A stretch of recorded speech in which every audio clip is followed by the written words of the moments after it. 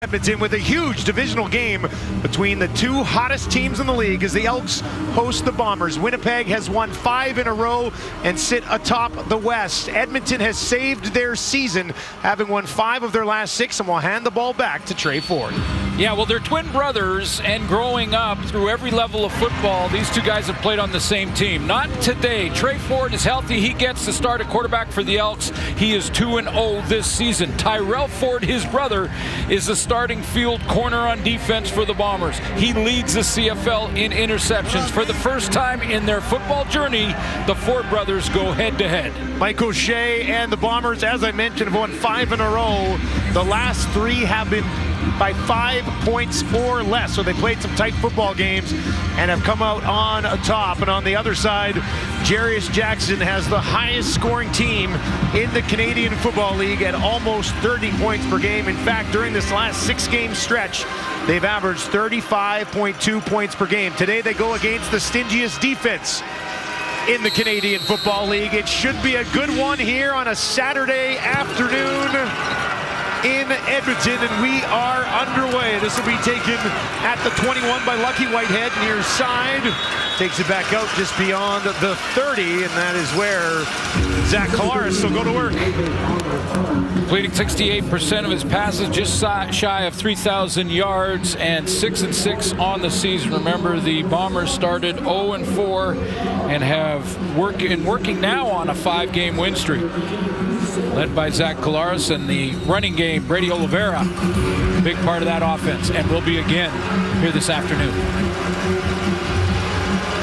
Collaros, 12-6 in his career against Edmonton. Starts on his own 32, down the field, near sideline, lunging out for it. Oh, who else? Kenny Lawler. Of course it's spectacular. A discussion amongst officials, and he's got a first down. Looked like he had a little bit of double coverage almost, at least initially, and makes another spectacular catch to open this game up. Lays out, keeps his feet in bounds. Well, we've seen that a few times in Kenny Lawler's career. Lawler was still waiting for that big one. Here's some pressure. Collaros gets it away. Far side, a little bit of room to run for Wilson. Broke one tackle. Purifoy will end up grabbing him at midfield. Well, he missed a couple of games, but the leader on their offensive line is back. Stanley Bryant will start at left tackle. In the receiving core, one change. Remember Carrick Wheatfall back early in the season? Looked like he was off to a real good start in this Bomber receiving core. He plays for Josh Johnson here in this one. He's back and healthy. Hasn't played since week 3. Gets back in here on a Winnipeg offense that comes into this game 9th in the league. Last, a flag on the play here on second down. They averaged just 22.7 points per game. So the offense ramping up throughout the year. Winnipeg number 69. It's a 5-yard penalty. Remains second down. Kendall Randolph had come in and played tight end. They played with a big set there outside of Stanley Bryant. He's the guy who replaced Stanley Bryant. Well, he was out for 2 games. He got out there at that tight end spot, just moved early. 25-year-old out of Alabama. 2nd and 7. Stanley Bryant back in. First time since week 12. Collaros barking out some instructions last second.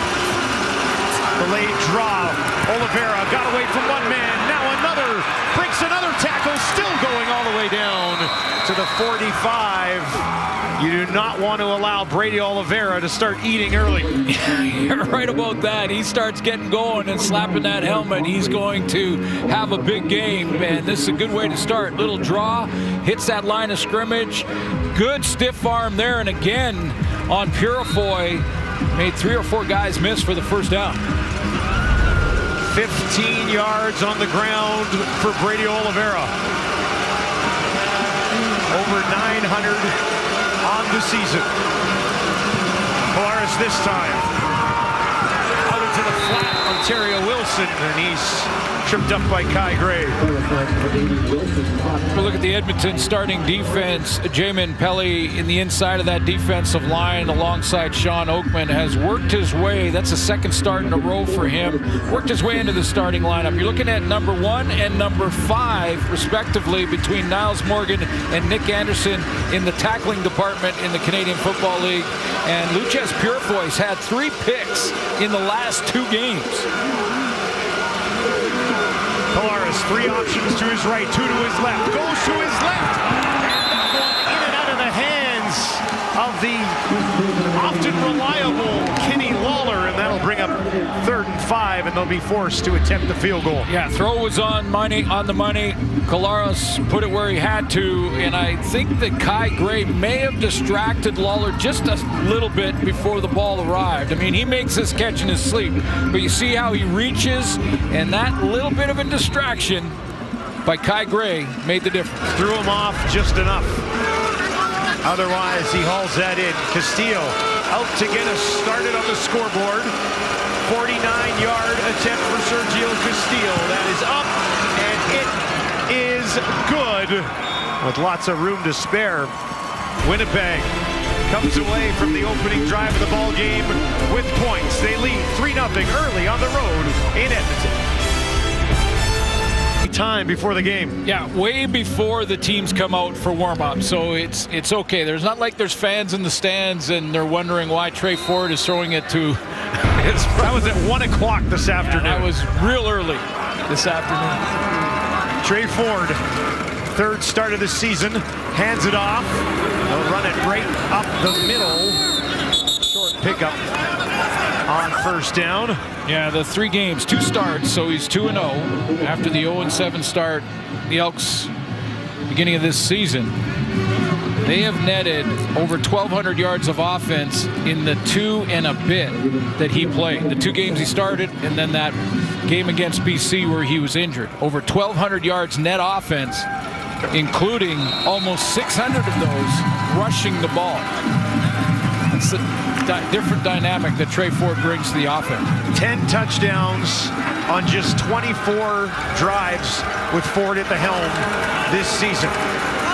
Pretty good odds there. He needs 7 here to keep this one alive. Gets it away, spin move, and that'll be stopped about a yard short into the hands of Gavin Cobb. And we'll watch to see this spot and see if Prukop will come out in a short yardage situation. I think it is a full yard short, but yeah, I see Dakota Prukop, short yardage quarterback, coming out. It's pretty commonplace now. I mean, 3rd and 1 or less, and every coach is going for it, really, no matter where they are on their field. When you have one of the better short yardage quarterbacks in the league. Now, I say that when Calgary didn't do that. I wasn't going back there. I still don't know what happened last night. Prukop trying to push it ahead. Look at the Bombers defense here. They might have stuffed them. That is going to be very close. Needed the 50. Needed the 50. That foot, is that on the 50? Where they put the, yep, it is. Right on the stripe. Oh no, that's on the logo. It's on the logo. So that's just short. This may, in fact, be a turnover. They're going to measure it. The nose of the ball is on the 50. And if they get it, it's going to be by inches. Hey, back up, guys.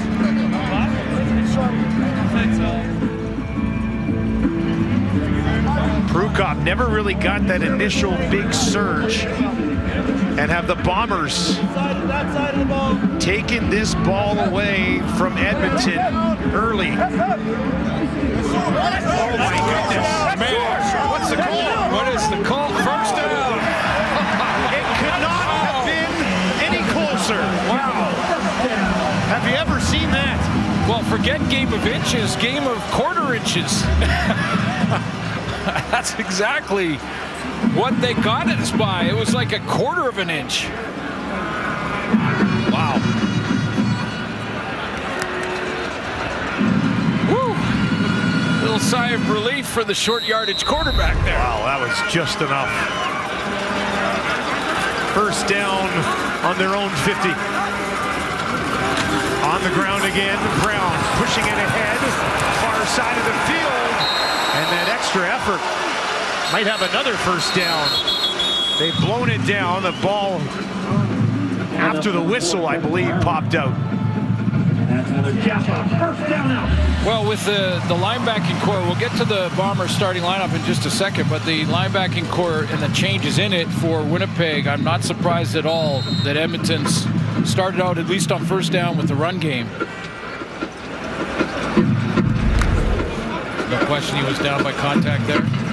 Kevin Brown averaging 5 yards per carry this season. Now a 1st and 10 from the Winnipeg 50. Ford wanting to throw here. On the run, out to his right. Finds Dylan Mitchell along the near sideline. Well, 1-0 in the matchup between the twin brothers. Trey Ford on the roll. If he goes to the wide side, so he's on the hash mark, he's rolling to the wide side here. Guess who's playing corner over there? That's his brother Tyrell. And that's 1-0 for Trey in front of Tyrell. A little smile there. They've got to be careful not to go after each other and abandon the game plan. Up to the Winnipeg 38. Brown again. This time he runs into a wall. Gauthier is there to stop him with the help from Cranby. That Edmonton O-line's been together for the most part all season long. David Foucault at left guard, Montreal's first-round pick back in 14. He's a veteran in that group, and you take a look at one of the hottest receivers in the league. How about Tevin Jones? Labor Day versus Calgary, 5 targets, 5 catches, 208 yards, 2 touchdowns. Not a bad day at the office. He's made 6 starts. He has 549 yards. He's caught 20 of the 23 balls thrown in his direction. Ford's got 4 out to his left. He's going to take it himself up the middle. Can he find the space? Not going to happen. Ball pops out. Bomber trying to hop on it. Ford's going to fight for it. And it's Winnipeg ball.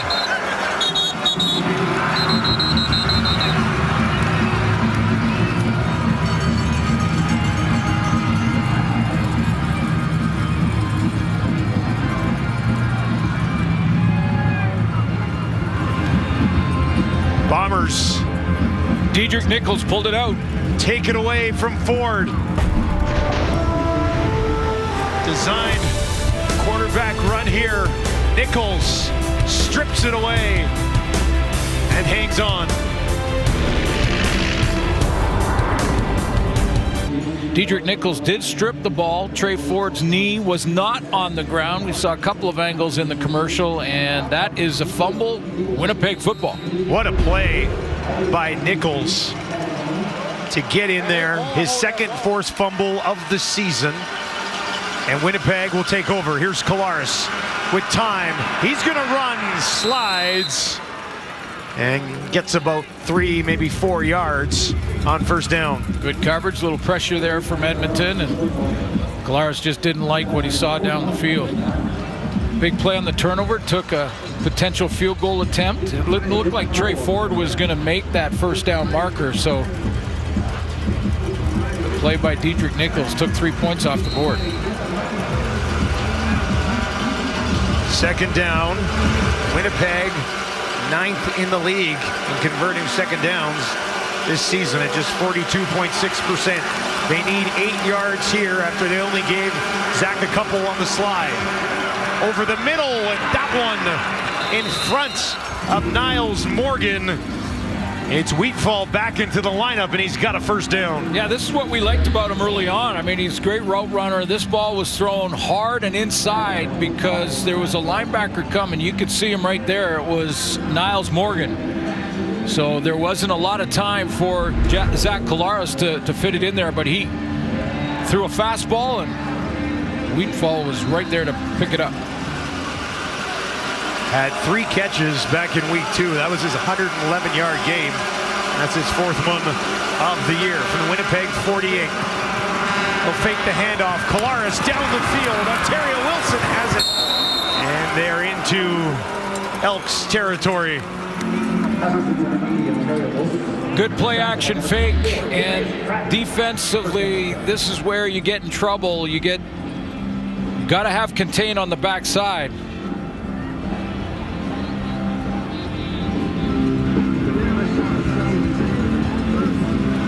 Lost containment on that bootleg from Zach Collaros. He got out there with lots of time to either run or throw.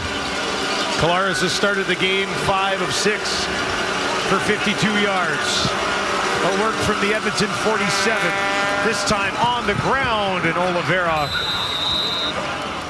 maybe 2 yards on that first down carry. Great matchup here. Brady Oliveira, one of the top running backs in the league, has been for the last couple of years. Niles Morgan and Nick Anderson at linebacker. And take a look at this.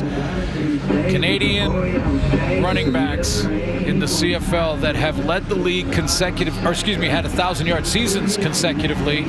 3 for Andrew Harris, 3 straight for John Cornish, Normie Kwong back in the 50s. And Brady Oliveira looking to do it again this year, not far off. I was going to say, he's going to get it. Will he get it today? Collaros gets this one away. That one low. Did he haul that in? That was Ontario Wilson. And they're going to say incomplete. A little bit of a delay on that call from the officials. Not a bad idea. Ruling on the field is an incomplete pass. 3rd down. Not a bad idea by Ontario Wilson to continue to try and sell it. But you see it hit the ground. Yeah. Easy hop on the turf. And they will bring Castillo out. He's hit 2 from 60 this year. Does have the wind at his back. This will be a 53-yarder straight away. Of course, spent some time here in Edmonton as well. Already hit from 49 in this game. Castillo for a 6-point lead. That one is up. And it is short. Hits the uprights. Castillo just misses it. And Winnipeg's lead remains 3. Ryan Rashog will have more on the Ford brothers when we return. Big news, coffee lovers. McDonald's has new low prices for all sizes of premium roast coffees starting at just $1 plus tax, which is great if you love great tasting coffee. $1 small coffee every single day. I'm nobody. I haven't done anything with my life like you have.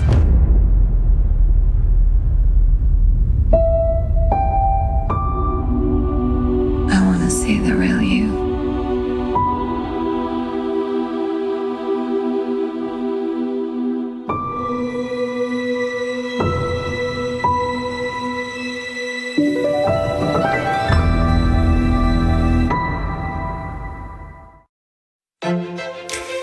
The Ferrero Rocher Chocolate Bar. Crunchy hazelnuts, smooth chocolate, creamy filling. Make any moment. Trey says Tyrell would just lay on his back with his feet in the air, kicking everybody away so nobody could get anywhere near Tyrell. And then when the two of them wrestled, he did the same thing. He just laid on his back, kicking his feet in the air so nobody could get anywhere near him. Eventually, everybody got bored and left. The two stayed at it, and they're both willing to concede that it was a draw. But brothers to the end, fellas. Worst wrestling match ever. Apparently, and we haven't confirmed with both. When it comes to video games head-to-head, Trey has the edge there. Trey has the ball now. Willie Jefferson coming after him. Gets away. Looks down the field and has to dump it off in front of Curly Gittins Jr. Let's take a look at the Winnipeg defense, and congratulations again to Jake Thomas. Now 201 games. This is 201 for Thomas out of Acadia. Big changes in the linebacking core. No Adam Bighill. He's done for the season. We wish the best for Adam and a speedy recovery. So Tony Jones gets his first start at middle linebacker. He started at the weak side, but not at middle. So Tony Jones will start at the middle, and we've got Michael Ayers at the weak side linebacker. You take a look at Tyrell Ford right there. It's 1-0 Trey so far this afternoon. 2nd and 10. Ford laid it out there. Gino Lewis looked like he was interfered with, working against Bonds, and it falls incomplete. Well, let's take a look at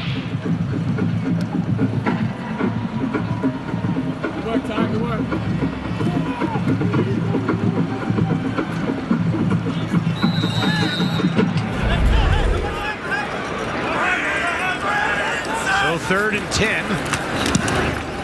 And that is hammered away by Jake Julian. He can really boom it. Lucky Whitehead takes it just inside the 25. 57-yard kick. Whitehead tripped up on the return. Collaros has a lead with 3 left in the first. Again, they were playing that new NCAA football game, and Trey was having his way with Tyrell. And then they play NBA 2K as well. Apparently, Tyrell's a little bit better, but Trey still has the advantage there. Yeah, and when you say the NCAA football game, we're talking 75, 80 to 15, those kind of scores. Yeah. But to me, it was the matchup of their speed. Who was the fastest guy? Which guy? Like, we saw the 100 meters versus the 200 meters. Okay, but which guy is the fastest guy? And they both told us, and we talked to them separately, so they didn't know which we asked, what questions we asked each guy. He said, on the turf, it's Trey. Or excuse me, on the track, it's Trey. On the turf, it's Tyrell. Interesting. Cordell Jackson makes a great play for the Edmonton defense as they handed it off again to Brady Oliveira. There he is. That's great run support from the secondary. You know, playing run defense isn't just about the linebackers. I mean, we always set up those matchups, linebackers versus the run game, but all 12 defenders are important to support the run. Jamison Sheen set to kick it away for Winnipeg. Dylan Mitchell takes it cleanly just inside his own 20. Almost tripped up, broke one tackle. And now 4 or 5 Bombers will wrap him up before he can get out beyond the 40. Coach O'Shea working his way up the list of all-time greats. There he is. There's win 1. Look at that. That's a young-looking babyface. Michael O'Shea. Back when they called him Mike. Now it's Michael. Now it's Coach. After all these years and passing Bud Grant. Remind a lot of the fans that are with young coaches have that itchy trigger finger if things go a little sideways during the season. Michael O'Shea in his first year with the Bombers won 7 games. They were patient, gave him a year 2. He won 5 games in year 2. And that's where you think a lot of organizations panic. And pull the plug, you're out of here. Yeah, it's been 2 seasons. You haven't got to 500, you're out. And they didn't. He's been in double figures ever since, and this team has led the West 3 straight years. 9th all-time with 103 wins. 4 straight trips to the Grey Cup, winning a couple of them. 2nd and 8 here for Trey Ford in the Edmonton offense. Ford from the pocket, dumps it. That's out, and is it intercepted? Laying out and going after it. Tony Jones, the former Elk, takes it away.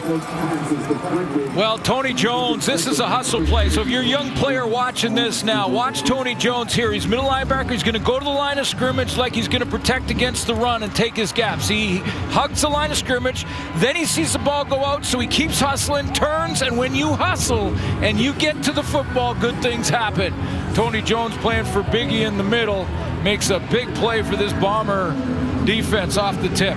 Right through the hands of Justin Rankin, and watch, it goes off his helmet and up into the air, and Jones just lays out and gets it. He'll take it away at the Edmonton 45. Great field position for Collaros here. Oliveira to his right. Collaros on the run now, pressure coming, has to throw it away.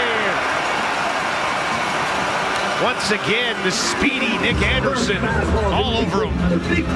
Remember when Zach Collaros a couple series ago got outside and he hit that deep crossing route because there was no containment. This time, the Elks have secondary contain at the top from Nick Anderson. So he looks like he's going to go coverage, and then they go secondary contain for him. So he takes the right angle, doesn't allow Zach to get outside close to the sideline so he can either run or throw. Time ticks down in the opening quarter. Final play here is a 2nd and 10 for Winnipeg from the 45. 3 options out to the right for Collaros. Looks in that direction, throws down the field, then intercepted the other way. It is taken away by Darius Brett, and the Elks defense answers right back. 14th interception of the season for Zach Collaros. Lays it up there, and Bratton slides inside and takes it away. Bombers lead 3-0. 3 turnovers in this game as well already. Well, both teams have dynamite run games, and both teams have dynamic quarterbacks in different ways. Former MOP for Winnipeg, and of course Trey Ford and what he can do and his magic that he can create. And yet it's been the defenses in the first quarter that have stolen the show. A couple turnovers, and the defenses are winning so far. Missed field goal from Sergio Castillo. Hit one as well. Missed from 53. Now it'd be 6-0, but it's 3-0. And Darius Bratton has his 3rd interception of the year to take it away. 21 for this Edmonton defense, tops in the Canadian Football League. Forward from their own 17. That handoff, almost enough for a first down, stopped just shy. Justin Rankin in there. Yeah, some were a little surprised that Trey Ford is starting this game, but Jarius Jackson told us that, he was injured in the BC game. McLeod Bethel Thompson took over, played very well in the back-to-back matchup against the Calgary Stampeders. In fact, in that first game, threw for almost 500 yards in that one. But Jarius Jackson said to us, hey, you don't lose your job when you're hurt, and Trey Ford was injured. That's why McLeod Bethel Thompson went in. When he's healthy and ready to go, he starts again. 3-1 in his 4 starts for MBT. On the ground again, a big hole, a first down, and they'll continue to push. Bombers eventually with the gang tackle. Justin Rankin. Couple of good carries in a row for 31 in green.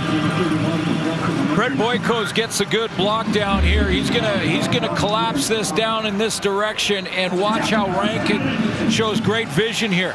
A lot of down blocking, and Rankin with that cut to the backside. He sees the backside hole, and that's the one he wants to hit. You got to have your head up and your eyes downfield to be able to do that. Don't look right at the lineman. A little bit patient at the line of scrimmage when he took the handoff, and he bounces to daylight. Nice run. 8 runs for Edmonton, just 5 passes so far in the game. And they creep up towards midfield here. Ford hands it off again. This time, what a tackle. Retta Cramdy is there.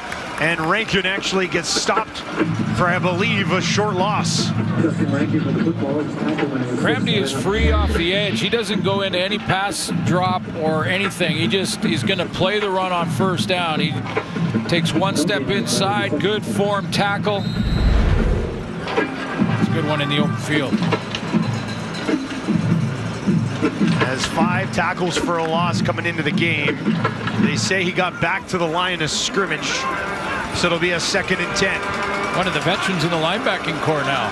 Today, for sure. Yeah. Ford, deep drop into the pocket, trying to escape. He will not. Tracked down by Michael Griffin. Yeah, they're bringing Michael Griffin into the linebacking core on passing downs on 2nd down, and basically a converted DB, one of those tweener type players at 5'11", 210, and so far early it looks like they may be spying him defensively, so making sure he shadows Trey Ford. Jake Julian averaging over 54 yards per punt this season. Lays this one way out there. Lucky Whitehead has to backpedal and take it at the 5. That was a 63-yard kick.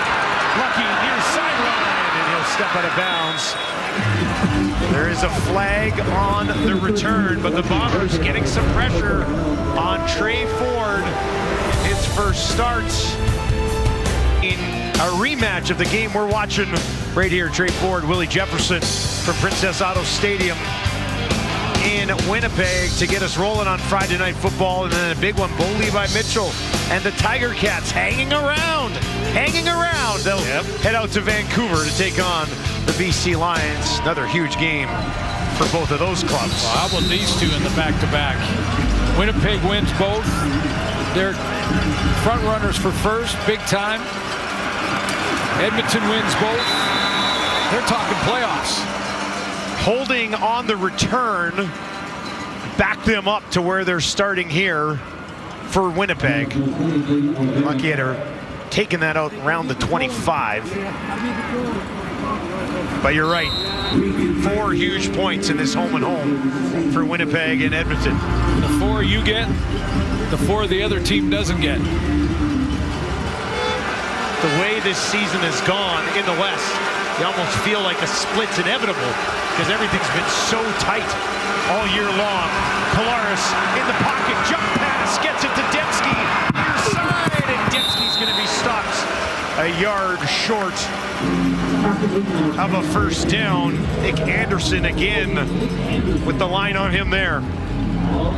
It's a long yard. It's almost 2. It is almost 2. See Anderson, he drops into his drop, and then with the dump in the crossing route, he's the guy who reacts and hustles over there. Passes his teammate Niles Morgan to get Dembski out of bounds. Roche thought about it. Yeah, he walked right down and took another look. He's still looking at it. Strevler out. Terry Wilson expected to handle the short yardage duties. And probably not in that spot. If you're to be stopped there, you're just handing points the other way to Edmonton. Jamison Shane will see if he can kick this into the wind.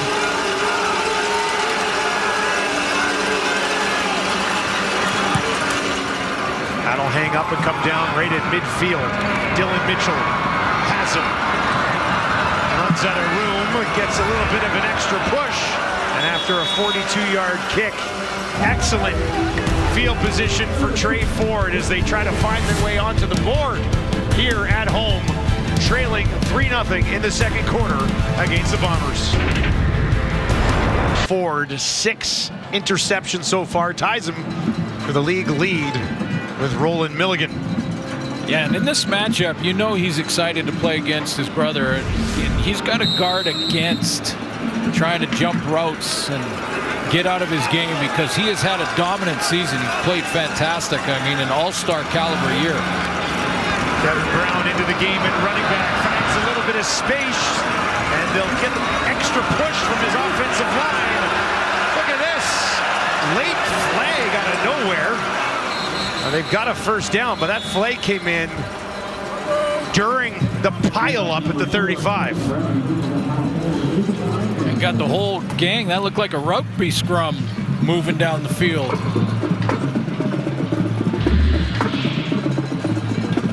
Take a look at this penalty and what they might have seen at the end of it. Forward progress looked like it had stopped there. I'm surprised there wasn't a whistle early.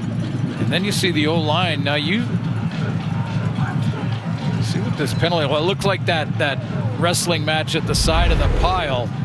Major foul, unnecessary roughness, Edmonton number 60. So before yards are gained, 15-yard penalty, first down.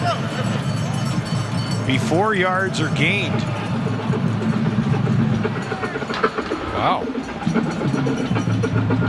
Well, that's strange then, because that flag came out while the pile was happening. When you're saying the flag was thrown before yards, that doesn't add up. Before yards were gained means it's at the line of scrimmage, and I don't. Well, yeah, that's the thing, but the flag came out at the end of the play. That's a bizarre call. Flag came out at the scrum.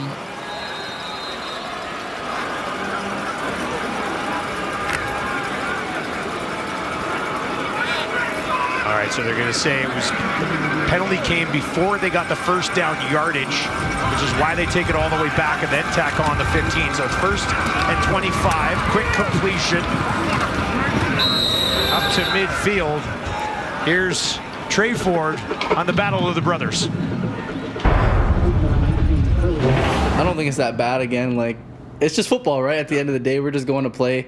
It should be fun. I'm sure my dad's excited to watch. I don't think he cares who wins, to be honest. I think he just wants to see both of us play well.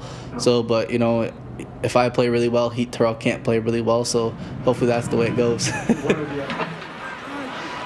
2nd and 17 for Ford. 4 options out to his wide side right. Hangs in the pocket. Down the field. Gino Lewis has it, but he'll be well short of a first down. There's Tyrell Ford on bragging rights being on the line.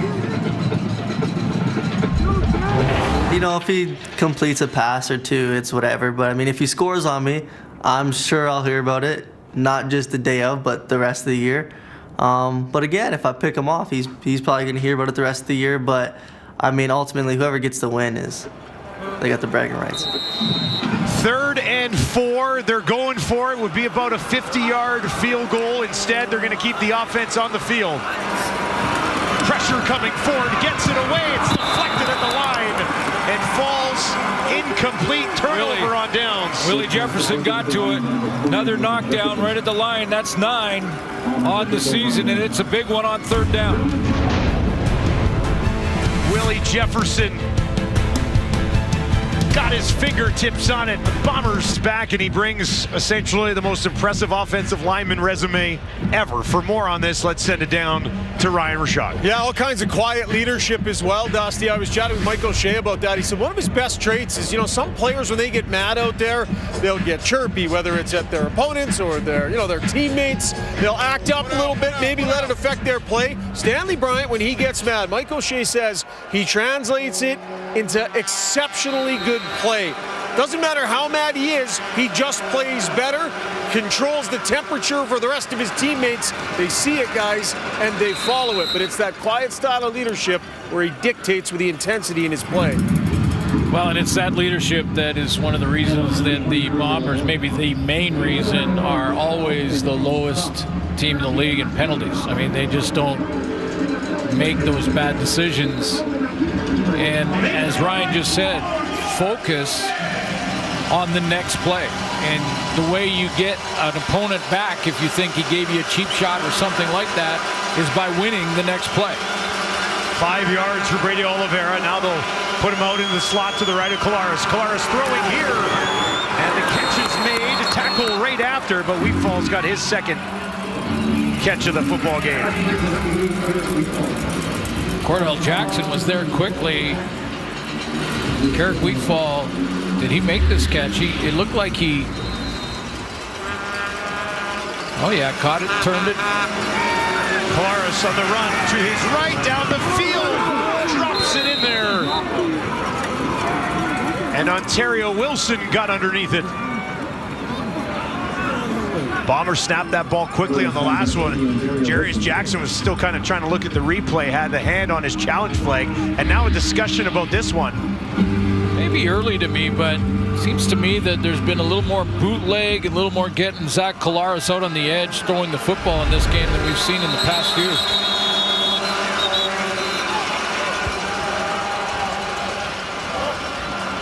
The ruling is an incomplete pass. 2nd down. All right, so it has been ruled incomplete. Well, it was right in front of the Edmonton Elks bench, and they were very vocal when they saw this because they had a great view of it. From our angle in that first replay, it looked like, well, you see it skipped off the turf. Yep.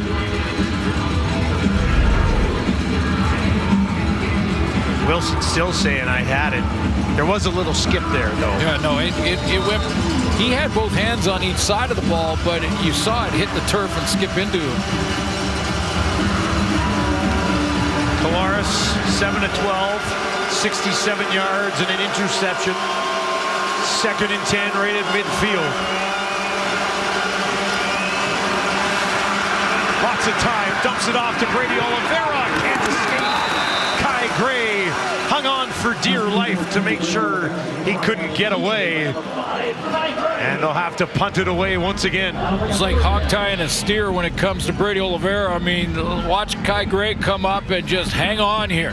How many times we've seen Brady Oliveira in that rematch against Saskatchewan. Brady had 60 yards receiving in that game because he would make people miss when he made that first catch out of the backfield, a little check down.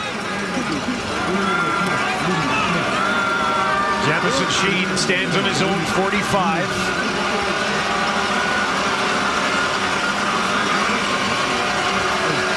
Ready to boot it away once again. That one, end over end, hangs up high, eventually comes down. And a short return on the play from Bynum. This is one of the reasons that they've turned and saved their season, basically. Turnovers have been big. Well, winning 5 of the last 6 after an 0-7 start, and yeah, they just started winning that turnover battle. Now they're behind tonight by -2. They're 3-1 turnovers for Winnipeg. But big reason why they're back in the fight. And a win here this evening, and they are seriously back hunting down that final playoff spot in the West. Hand off again, right up the middle, face mask on the play.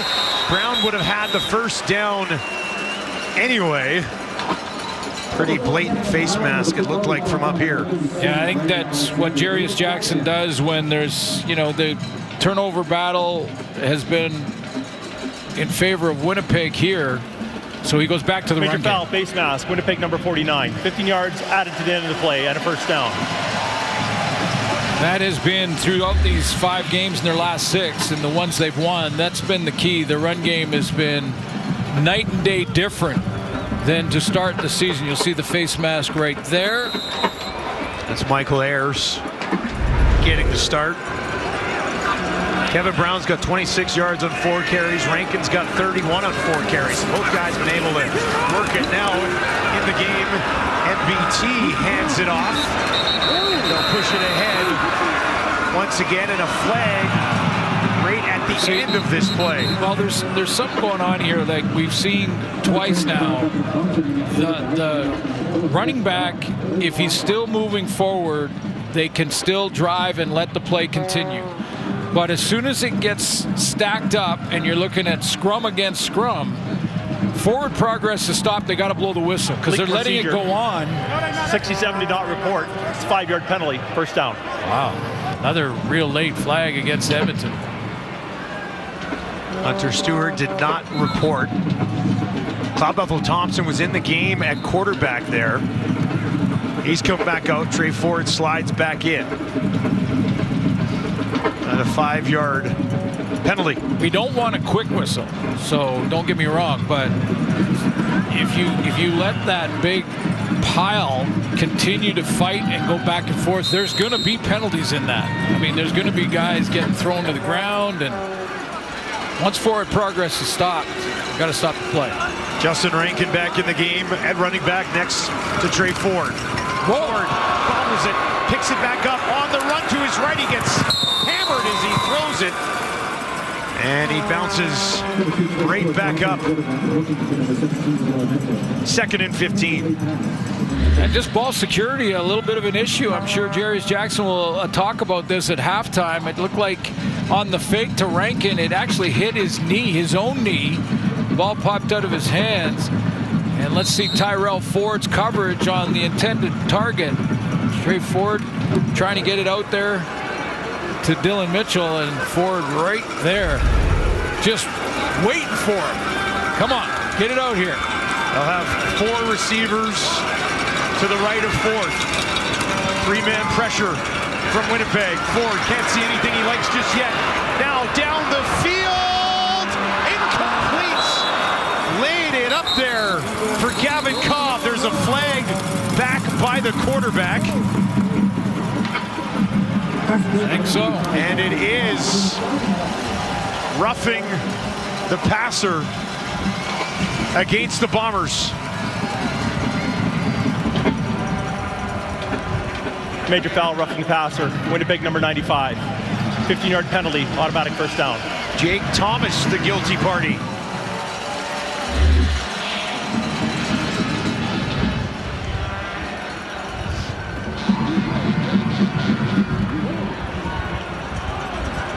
Ball's out there.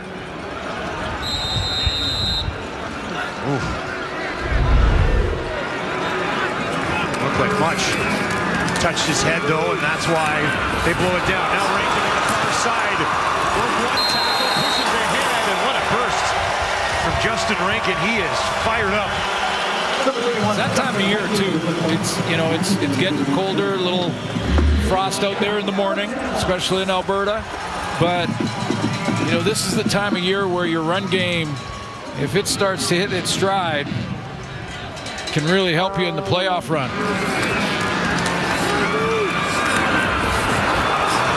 They have been most effective so far today on the ground.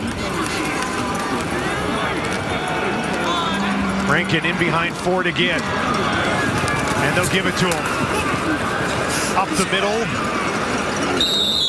4 yards on that first down carry. Second and manageable. And you would think they'd be within field goal range already.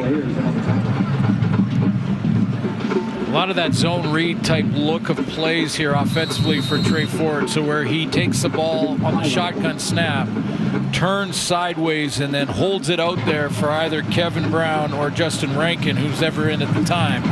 And he can pull that. Now, he hasn't pulled it yet a bunch in this first half. I want to establish the interior run game first. Yeah, he does not have any yards on the ground just yet. Edmonton called a timeout. They clearly didn't have the right formation matched up to the play that was called. Jarius Jackson, I think, called that timeout right beside the official, right in front of their bench.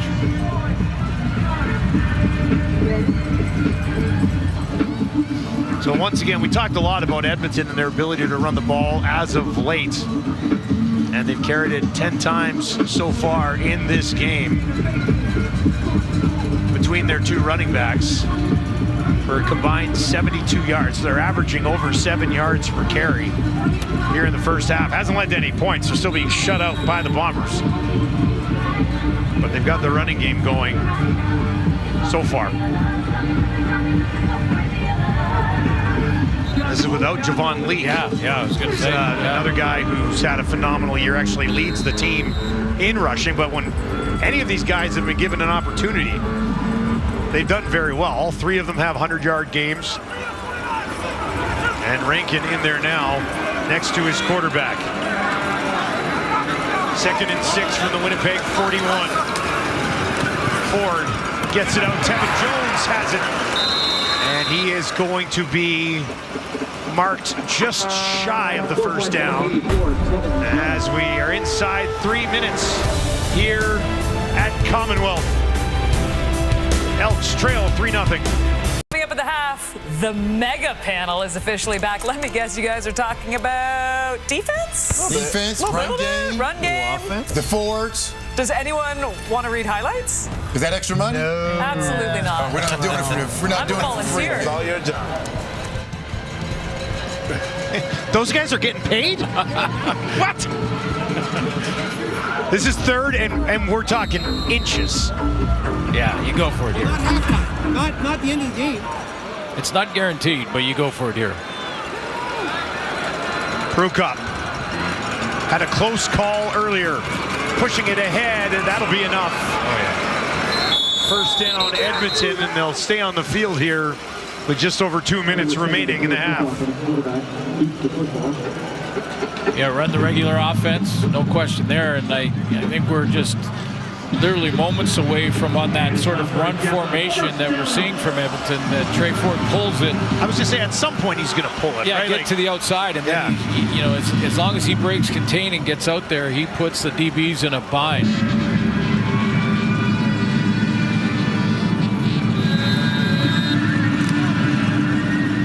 3 points on a field goal from Castillo. All we've seen so far in this one today. 9 play of this drive for Edmonton. They'll give it to Brown. Can he find some space? Hesitates, pushes it back up to the line of scrimmage. Ball pops out. The Bombers are on it again. 4th turnover of the game for Edmonton. And the Winnipeg defense does it again. Who pulls it out this time? It was Diedrich Nichols that started this turnover fest for Edmonton, and they're in scoring position. That looked like it was a hit.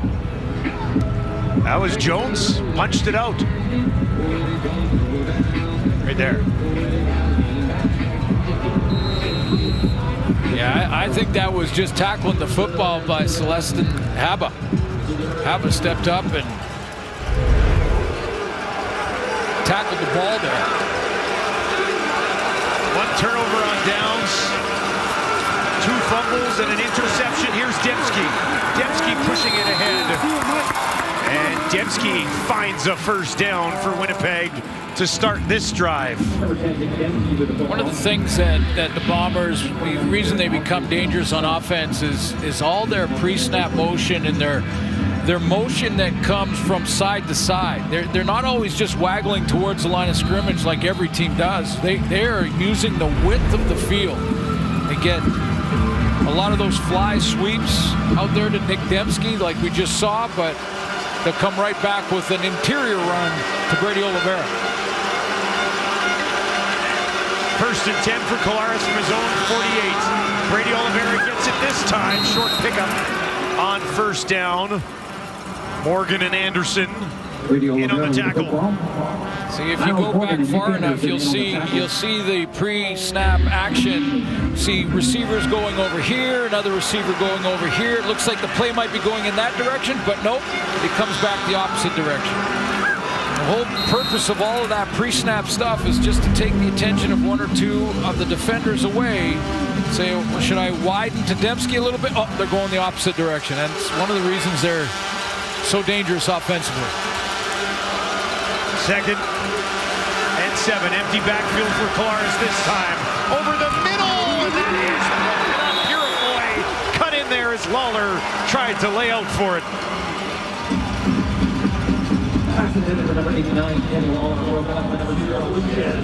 I'm not sure Purifoy got his hands on it, but he did break on that and again distract Lawler going down for that one.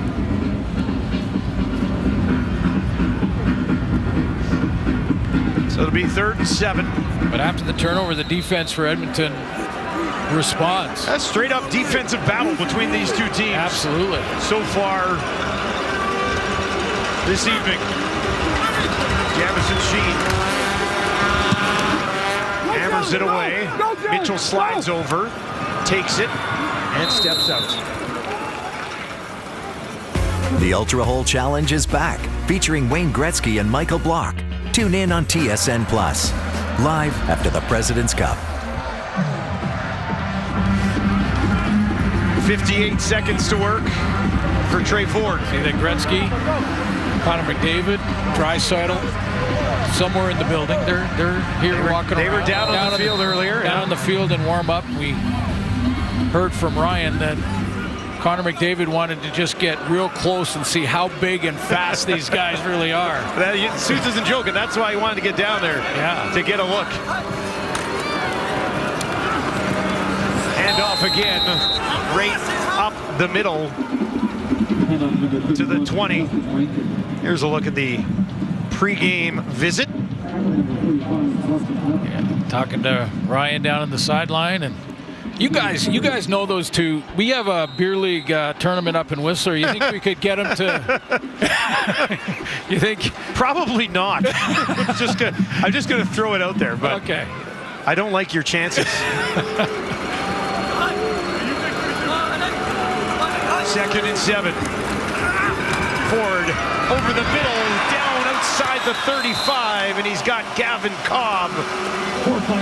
That's the biggest pickup of the day through the air for Edmonton. Yeah, confidence building throw before the half for Trey Ford. He actually takes a low shotgun snap around his waist, keeps his eyes downfield, and throws a strike. That's one you can build on. Ford on the run, gets away, finds some space. Now he's going to look down the field, makes another move, still going. Trey Ford tripped up. Did he get a first down? They'll mark him just short with 18 seconds on the clock. Yeah, that's his problem here now for the first half. He's got to try and get that one more play done and get a chunk play here to get in field goal range. A little bit of the magic. Clock ticks for Edmonton. Ford down the field into double coverage. Gino Lewis can't get there. Incomplete is what they rule it with 7 seconds on the clock. Trying to double move down there, but the Bombers defensively weren't buying it. Bonds was deep. He gets his hand on it and trailing. That was Michael Griffin, who's seen a lot of playing time in this first half. All on 3rd and 1 with just 7 seconds left. They will kick it away. Julian into the game to punt it to Lucky Whitehead.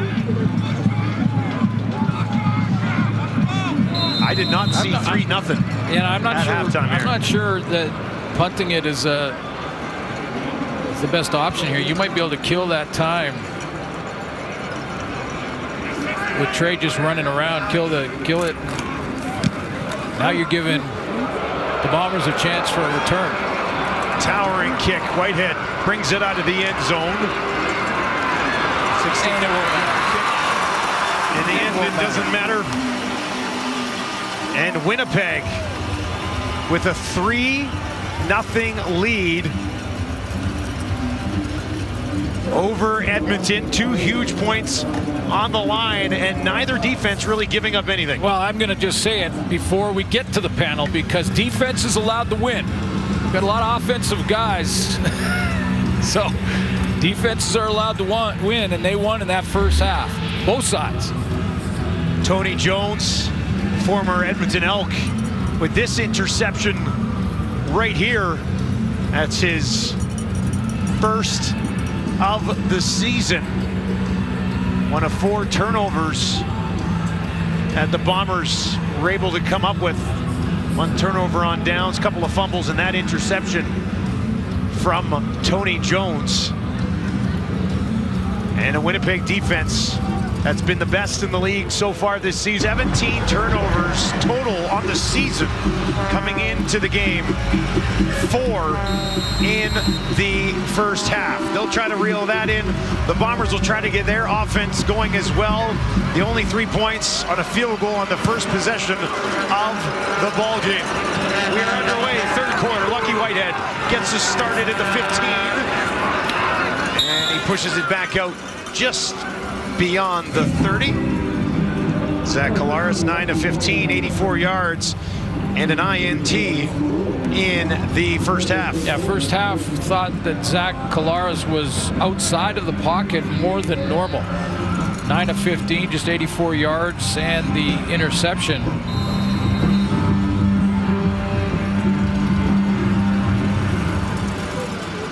Anticipating some Edmonton blitz packages and wanting to get the quarterback outside of that.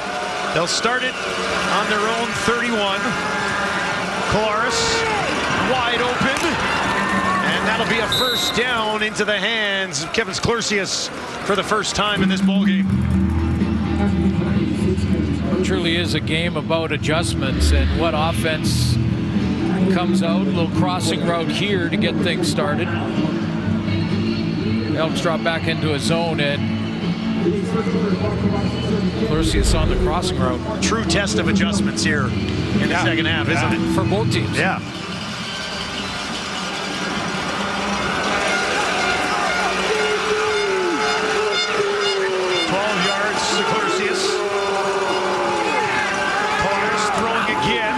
Ontario Wilson. He'll be wrapped up at the 50. Bratton and Anderson on the tackle. Both teams coming off the bye weeks. Both teams have lots of rest, fresh legs. Buck Pierce, let's see what his adjustments are. Went away in these first 2 plays from Brady Oliveira. I'm sure we'll see more of him as it goes on. But will they use him in the passing game in this second half, or go back to the run to Brady? 7 carries for 35 yards. Had one catch for 3, did Brady Oliveira in the opening half. He'll stand in to the left of his quarterback here. And they will give it to him, looking for the first down. He's got it. Takes it up past midfield. And Winnipeg moving the ball here early in the third quarter. On that type of play, they'll usually bring in Nick Dembski to block the edge. He'll sometimes have to do it against the defensive lineman, and then Brady Oliveira runs away from that block side. This is be the point of the game where I mention once again how I'm stunned Brady Oliveira doesn't have a touchdown yet this season. Makes no sense to me. It is about this time every day. Usually, it's third quarter. I have to get to it. It's ridiculous. It blows my mind every time I see it. Here's Brady Oliveira. This is a big burst. He'll take it down, rumbling his way towards the 30-yard line. There he is. Straight down Main Street for Brady Oliveira here. Good blocking. Patrick Neufeld blocks out. Hits the hole. No hesitation there. Usually he'll press the line of scrimmage. He almost took Collaros with him on that last one. They'll give it to him again. It'll be a short pickup on first down this time. You know, the theory, though, is with Brady Oliveira not scoring a touchdown, rushing or receiving, the rushing end of it, when they get inside the 5, it was Chris Streveler time. It was. And Streveler was getting a lot of those touchdowns. Now, as you mentioned earlier, Terry Wilson will take over short yardage with Streveler on the IR. Streveler, unfortunately, out for this season. But wouldn't be surprised at all if they get inside the 5 that they leave Brady Oliveira and give him the ball down there. He's pretty good at it, too. Here's Collaros. Pressured in the pocket, escapes, looking for a first down. A weird slide on his knees. And they're going to mark him right at that first down marker. Should be enough. It is a bit of a transition, and quarterbacks and defenders and all players on both sides are trying to figure out exactly how to protect the quarterback and still play physical football, and it's going to continue to sort of evolve, and I think it's at times confusing players, and that's why this slide looks like this. Zach Collaros is not sure, should I slide feet first or should I dive or just, and the defenders did a good job of missing him. He does get the first down.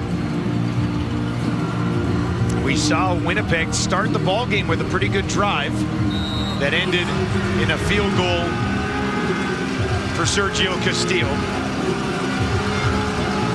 Find themselves in the red zone on this drive.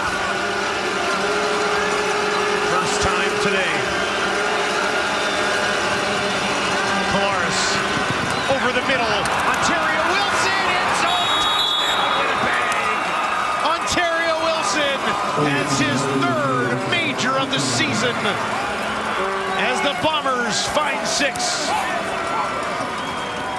Motion before the snap. Showed it to you in the first half. There goes Dembski. There goes Lawler. And then they reverse and go the opposite direction. Wilson comes up with the catch from the backside of the formation. And the Bombers' opening second half drive ends up in the end zone.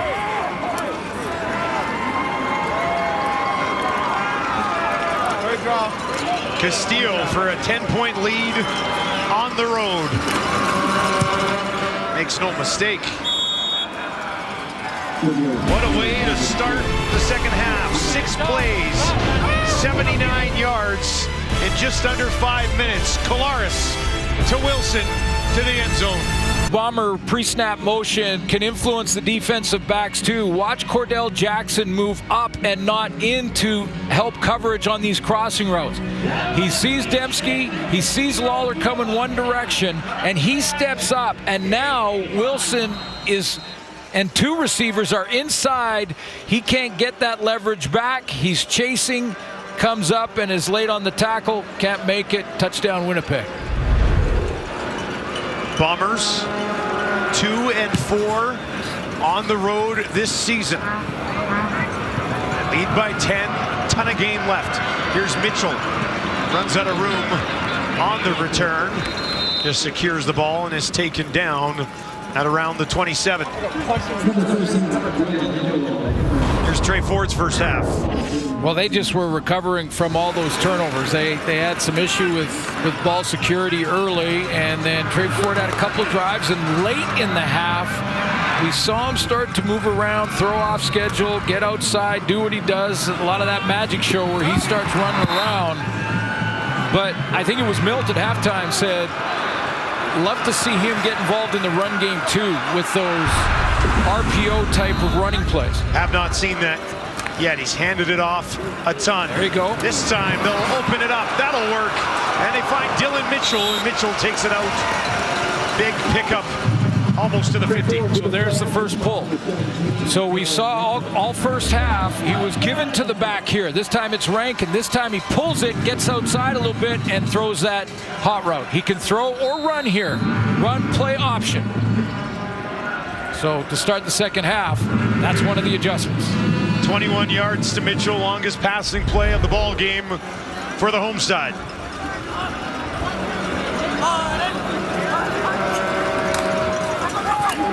Ford again gets it to Tevin Jones, turns it upfield, a little bit of a hurdle, and he's tripped up.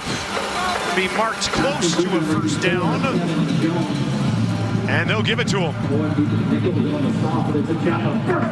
Eventually, the Bombers are going to have to widen or maybe bring a couple of spies up to the line of scrimmage, a couple of linebackers to the line to widen them to try and contain Ford. Now he's pulled it twice in a row in these RPO plays. So maybe it's Tony Jones. He's got to widen up, come closer to the line, and contain Trey from getting outside. Edmonton will work from the Bomber 51. This time back on the ground. Rankin gets a couple of yards before he's tackled. Right at Cramdy, Jake Thomas in there. Yeah, it's a good reaction by Jake Thomas.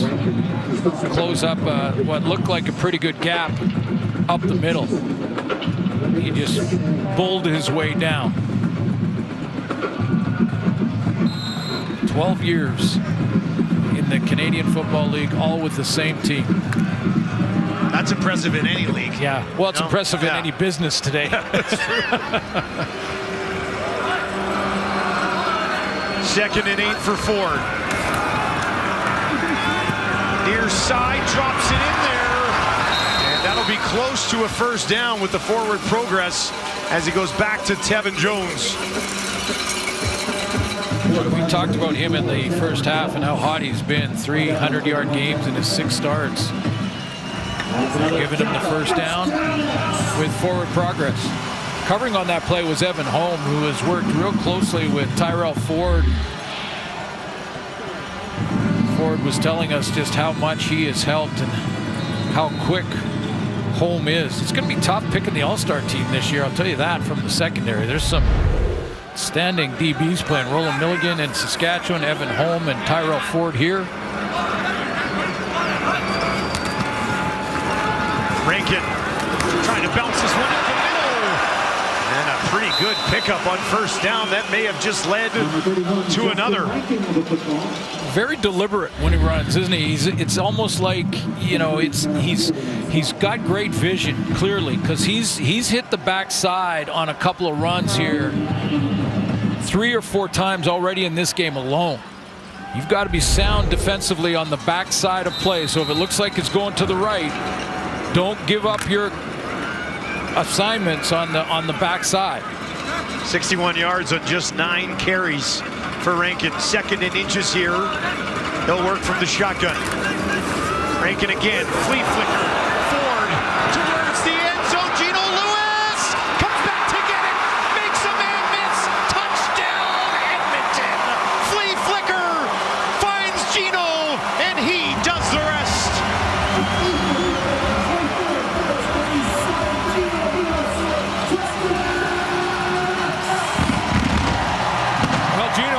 Made the play. It was underthrown, and it looked like Brandon Alexander was going to get there. He was coming from the safety spot, and it looked like he was undercutting it and ready to take that interception. But because Gino Lewis came back to the football, fought to it, got to it, and then found it in the end zone, took it to the house. Hey, let's go, Gino! Let's go. makes it a 3-point game. What a response from Edmonton. After the Bombers go 6 plays for 79 yards for a touchdown, Ford and Edmonton 6 plays, 83 yards for a major of their own. Well, this was, he thought he'd come up and try to help on the run too. Number 30 steps up right here. He is looking in the backfield, gets caught. Gino Lewis gets him behind him. Now his safety, Brandon Alexander, almost bails him out, but because Lewis comes back to the ball, he wins that battle when the ball arrives. 6th touchdown of the season for Gino Lewis. Lucky Whitehead on the return. Wants to make a play. Come up. I'll get the run. Uh-oh. Trouble. Little slip, and that's the end of it. All right, we believe we've got an ejection in this ball game. Let's go down to the field. After the play, with two unnecessary roughness penalties, one against Winnipeg number 49, 15-yard penalty, and a rough play disqualification against 32 Edmonton. 32 is ejected, up 10 yards, first down Winnipeg. Leon O'Neill Jr. ejected from the game. Michael Ayers with the flag on the other side of the ball. Well, we'll show you exactly where it happens. From a little bit off here, there is the 2 players going at it, and you'll see a couple of punches thrown. A slap with the right hand and then a pretty good pop with the left. Yeah, Leon O'Neill took it another step with the punches, and that's why he was thrown out. But 2 rough play penalties. Winnipeg will start this drive after that penalty on their own 43. Leading by 3. Polaris dumps it out. Lucky Whitehead will pick it up. Heavy collision. Morgan. Whitehead gets some shrug in the shoulders. Shrugs that off a little bit, doesn't he? Gonna have to hit me a little bit harder. Never wrong to get a great punt returner out there and in space offensively. That's Purefoy making first contact. Miles Morgan joining in. Ooh. It's a contact game, I guess. Oh, yeah. 2nd and 4. Brady Oliveira following an escort picks up. Was that Dembski? Oh, yeah, there's Oliveira. That was Dembski they worked back in. Followed his line and gets the first down. Yeah, Brady Oliveira had escaped out of the backfield there, and he was going like he was going to try and take a linebacker with him, and then they hit Dembski up the middle on the run play. All that motion that we've talked about here tonight, it forces defenses to play more zone looks. They need to get out of man because they're chasing people. Fresh set of downs, pretty much right at midfield here for Collaros. He'll get it to Whitehead again, and he's got a couple of yards. Tripped on the play by Moncrief, and it'll be 2nd and about 8 for the Winnipeg offense. Big part of the turnaround we showed you for the Elks has been the turnovers, yes, but also the play of their defense. I just think they may have, in combination with Derek Moncrief and Morgan and Anderson, one of the best linebacking cores in the league. And their secondary has come together. Cordell Jackson's put a real good back half of the season together, and Ty Gary and Bratton played well all year. Some pressure on Collaros, gets it away. Big hit. Cordell Jackson again steps up on Clercius. He's had a few of those tonight. Well, on cue. And again, this is his 9th straight start for the Elks. He has 3 interceptions, but he leads their team in PBUs, or pass breakups. That's what I call them when they're DBs. Knockdowns are D linemen. PBU. Pass breakup. He's been great. But a great tackle. Excellent find. In the open field, yeah. 55-yard attempt for Castillo. He made from 49, hit the upright from 53. They'll roll him out there from 55. For a 6-point lead. That one is up and again. A double doink. Again. Bryce Castillo has hit the upright. You've got to be kidding me. Same upright. Almost the same spot, just a little bit higher up.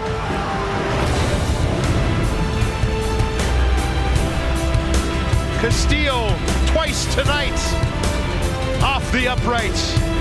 Wow. Here.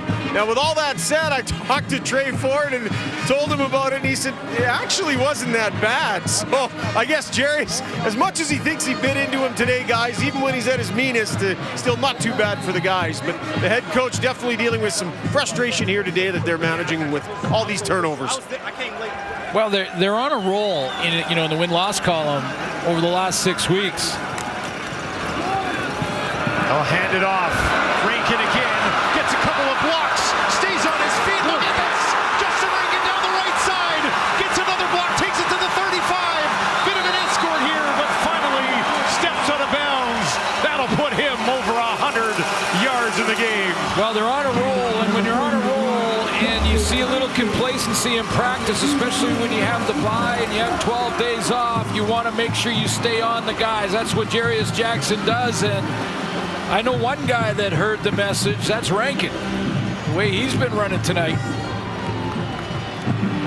53-yard burst up the field. Great vision. Now, Willie Jefferson here is influenced by the potential of Trey Ford keeping it. You see how he steps up and makes sure Trey Ford can't get outside. He doesn't have the ball anymore. But that's what Trey Ford does to defensive ends. 1st and 10 from the Winnipeg 27. Rankin again, bouncing around. Kind of got something out of nothing that time. Decent pickup on 1st down there. Notice there are a few coaches in the league that are making sure there's no complacency slipping in to the work week. Saskatchewan got a big win last night in Calgary. Corey Mace did the same thing this week leading up to that one. You know, these aren't designed, planned times for coaches to start yelling at their players. That's not what it is. It's, you notice the practice level is not what it should be, and you make sure the guys understand. Ford on 2nd down, wants to throw. Now he's going to try to take off himself, running out of room, and he'll be thrown back once again by Jones. And that'll bring up 3rd down and a field goal attempt from Beatty to tie this game at 10. You heard the guys in the studio and the panel talk about the 3-man pressure, and look how wide they are to make sure that Trey Ford can't escape outside. 3 guys that wide with linebackers just sort of hanging around in case he starts to run. Tony Jones being one of them, and he got there. This will be a 35-yard attempt. Beatty, 74.1% on the season to tie the game at 10. And he knocks that one home. And we're deadlocked at the end of the 3rd quarter. 2 huge points up for grabs. Bombers, Elks, hanging tight as we get set for an excellent 4th quarter to wrap up the week in the Canadian Football League. Don't go anywhere. We've got a thrilling 15 minutes coming up. This game has been very evenly played so far. Well, it has. You saw the adjustments made by Edmonton to go with the RPO plays, but have Trey Ford pull the ball, and you see what it's doing to the defense. But in games like this, the Bombers know how to win these games. The Elks are trying to figure out how to win these games. So it's going to be a very interesting 4th quarter to see how far they've come in Edmonton here. See if they can figure out how to beat a very good team when it comes to the 4th quarter. A couple of uprights from Castillo looming large. 6 points left off the board.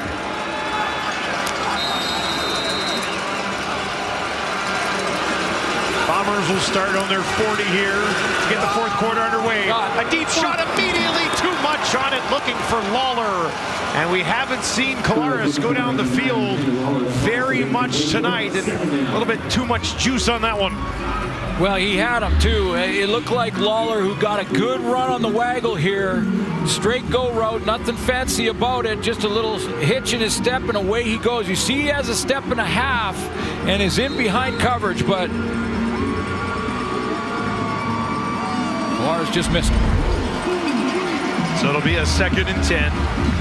Lawler targeted 5 times in this game, but has just 1 catch for 15 yards. Collaros got to have 10 this time. Thought about going down the field. Now he's going to take off again, and he's got a first down and a little bit more. He'll take it down inside the 50 before another slide.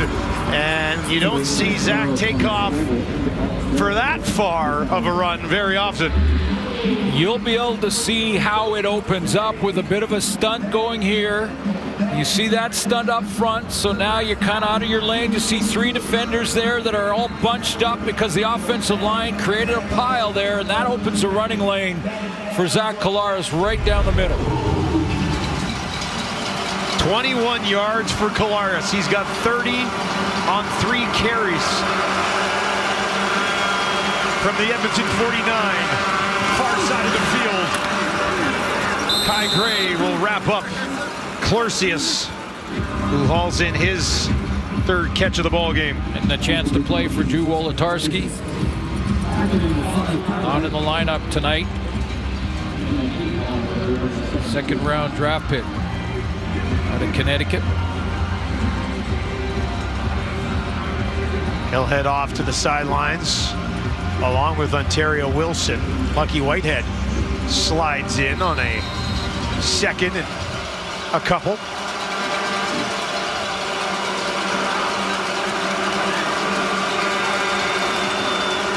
Collaros pressured and taken down. Read well. Moncrief gets there. His first sack of the season. Moncrief comes from off the ball and he times it up perfectly. He's coming from off the ball about 5 or 6 yards, but times it up, and Brady Oliveira's not sure who to block. You see Lucky Whitehead got in the way. He wasn't sure, couldn't see him, and Collaros went, oh, the timing of that destroyed because Moncrief timed that blitz perfectly. Well, takes them out of field goal range here as well. So instead it'll be a punt. Jamison Sheen hangs it up there. Taken on the far side of the field by Purifoy, a 37-yard kick. And Purifoy hops around for a bit, but couldn't find anything open up. A beautiful night here in Edmonton. Already has the best game in his career here tonight. 2nd 100-yard game of the season for Rankin. Ford will give it to him again. Cuts it back up, finds a little bit of space. He's got another first down, and now the race is on the far side of the field. Wow! Rankin, have yourself a night. Pretty good day at the office already for 31. I mean, I'm amazed by his vision. He just, this time it's to play side, but he's patient with this run. Big pile created. He bounced back from that pile, and then the secondary once again having to make the tackle. Brandon Alexander from the safety spot trying to drag him down. What a night. 154 yards on 12 carries.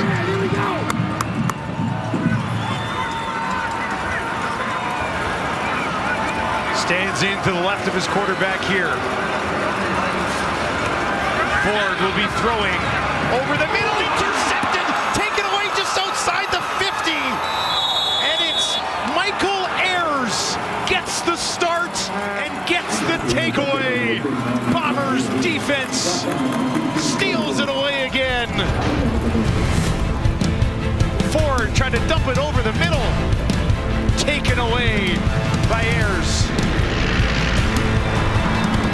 And on a crossing route, That on the crossing route is Jacob Zott, and it wasn't a bad read by Ford. He just didn't see Ayers drop underneath it.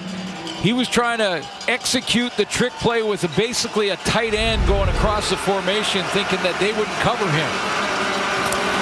Brady Oliveira. Here's a big burst. Brady Oliveira down to the 10, tripped up, still going. And he answers right back for Winnipeg. Thought that might have been the first touchdown. So did he see his face? He's like, ah! Can't believe he didn't get in. Off the left side, there's where Stanley Bryant lines up. Getting things going on that left side of the formation for Oliveira. I would agree with the assessment on Stanley Bryant. Maybe one of the best offensive linemen to ever strap on the pads.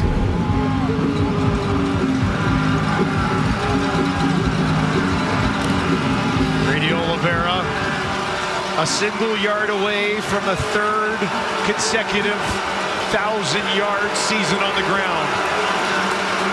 They give it to him towards the end zone, and he's in. 1,000 yards in his first touchdown of the season. And the Bombers go back on top, courtesy Brady. Let's go, Brady! Let's go! Yes, sir! Well, I'm not sure what the celebration was, but Oliveira gets in the end zone first time this season. Back-to-back runs. The first one gets him down in scoring position, needs one for 1,000 yards. He's now got 3 consecutive. Nice cut there. And for the first time tonight, really, the Edmonton defense on sudden change can't hold off the Bombers' offense. Castillo smooths one through. Winnipeg's lead is 7 again. The Bombers have the lead. McLeod Bethel-Thompson has been warming up and will be into the game for Edmonton when we return. The 111 yards tonight puts him up over 1,000 on the season for the 3rd straight year. Tailback position, and Canadians leading the way with 1,000-yard seasons. 17, 18, 19. 20 was a canceled season. 21 was a shortened season. And then Oliveira took over after that. Chicken box. Appreciate you. Chicken box strip. Chicken box strip. Appreciate y'all, boys. We got that chicken box. Much deserved touchdown for Brady Oliveira. Is there a response from Edmonton? Mitchell on the return takes it out just beyond the 35. They'll mark him out at the 36. And McLeod Bethel-Thompson into the game, down by 7 with 9:29 left. Well, and McLeod Bethel-Thompson has played his best football as an Elk in the last 2 weeks, their last 2 games. Both games against Calgary. That first one on Labor Day, almost 500 yards passing, as I mentioned earlier. Trey Ford, and these turnovers just caught up to him. Last 4 games, MBT's 3-1 with 9 touchdowns and an interception. They'll start it on the ground and a short pickup on first down. Now the strategy changes defensively big time for the Bombers here. Now we saw that 3-man pressure with real wide defensive ends to try and contain Trey Ford in the run game, just going crazy for Edmonton with Rankin up the middle. Now Jordan Younger can go back to a 4-man front, kind of play conventional linebacker play behind it, knowing that number 10's not going to press the edge. And all they have to do on the run game is concentrate on Rankin. 2nd and 8, passing down situation for McLeod Bethel-Thompson.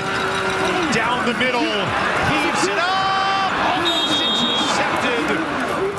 He was pressured as he threw that, was looking for Gittins Jr., and that'll be a quick 2 and out. And Jake Julian will have to punt it away. Yeah, they're going to have to go and talk about this one on the sideline, because I'm not sure. McLeod Bethel-Thompson just kind of throws it down the middle, and I don't think Gittins Jr. ever even looked for the ball. Yeah, he didn't even look back, did he? Not once. Julian gets it away. Well, this is way up there. That hangs up there a ton. Finally comes down at the 15, and Lucky Whitehead has nowhere to go. A 58-yard kick from Julian. Defending champion Chiefs remain undefeated this season. A couple of close ones. They'll head to Atlanta to take on the Falcons tomorrow for Sunday Night Football. It's rolling at 8:15 Eastern, 5:15 Pacific on TSN. Well, how many times over the last 4 years have we seen Winnipeg get the ball, 8 minutes on the clock, Brady Oliveira time, and they seal it away? This is the same story that we've seen over and over and over again for quite some time. Well, Niles Morgan and Nick Anderson have seen it too. So let's see what they do in response. The drive will start on the Winnipeg 20. They give it to Brady Oliveira, and he gets a couple. Run down in the middle there nicely by Noah Curtis. But Anderson and Morgan were lined up as if they were honing in on the run. First down, Brady Oliveira time. Seen it many, many times. Watching game film against this team. Noah Curtis is going to make the tackle, but his linebackers were in position. And Anderson, I believe, wrapped up his feet first. They still got about 2.5, almost 3. Polaris will work from the 22. 4 options out to his left. Looks in that direction. Now throws over the middle. And they got a first down. Lawler got popped at the end of it. Boy, did he ever. And there's a flag on the play.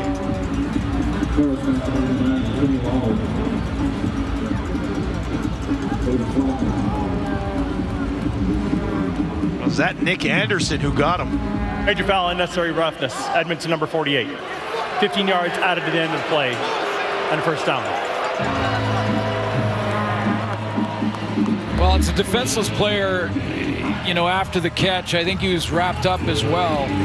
Lawler, first of all, does a great job of coming back and taking that extra step. But this type of play for a receiver in the open field has been sort of out of the game for a long time. Hit him on the shoulder. Well, he led with his shoulder, but because Lawler was going down, it made contact to the head.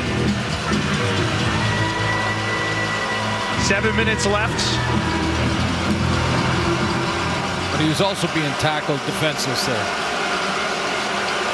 First and 10 from the Winnipeg 49. Brady Oliveira right up the middle. And once again, probably 3 yards on first down, and that'll set up second and about 7. And by the way, just that pre-snap motion I've been mentioning for the Bombers offensively, well, you have to be in shape to do that. Think of all the running that they're doing before the ball is even snapped, and they're going downfield after that. The receiving core and Nick Dembski, he does it probably better than anybody to influence the defense. But you have to be in great shape to run 20 yards before you snap the ball, 30, then come back, catch it, and see what you can do after the fact. The injury spotter is taking a look at Lawler. Yeah, they're going to bring him out. He doesn't like it. Players very rarely do. No, but it's the right thing to do.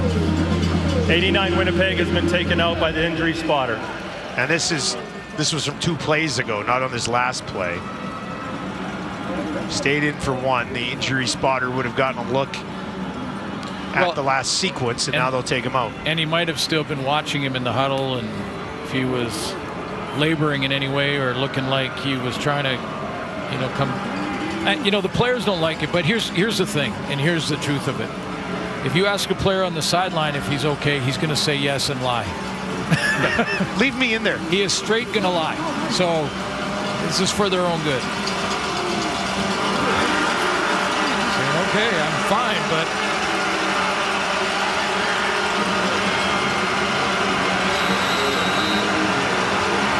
Lawler will watch on from the Winnipeg sideline on a 2nd and 7.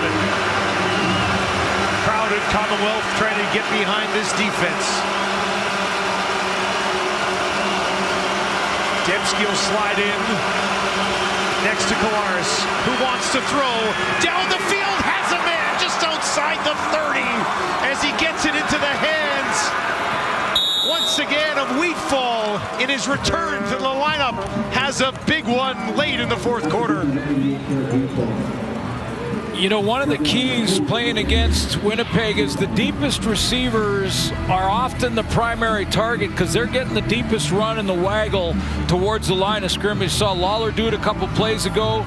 This time it's Wheatfield right down on that dig route. Wheatfall coming into the middle. Good protection for Zach Kolaris. He's got time to step into that throw and hits him right between the eights. Winnipeg looking to seal this away. Kolaris near side to Dembski. Dembski turns. And he is tackled almost immediately by Jackson and Moncrief.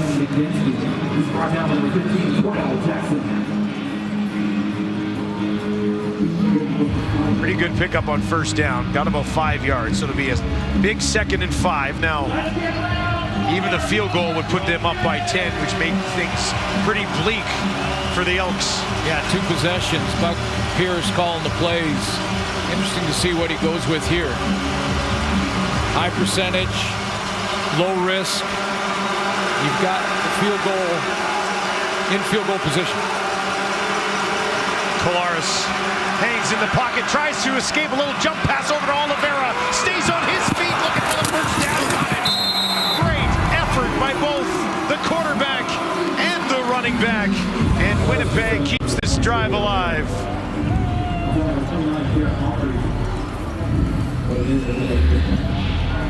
Oliveira gives the signal to his quarterback that he's going to get out of the pocket and go in the open field. And how many times have we seen it? If you want to know why the Bombers have been first place year in and year out, been to the last 4 Grey Cups, because deep in the fourth quarter they have players that make those individual extra efforts to get the first down. Don't make the key mistake.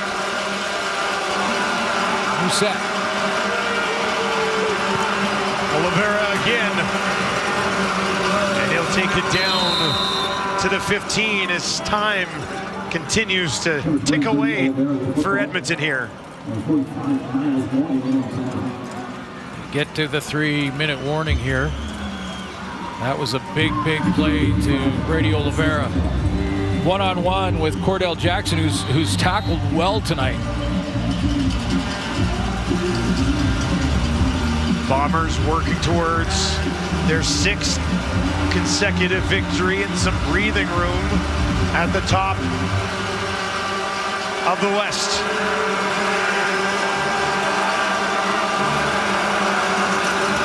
Edmonton trying to bring some heat.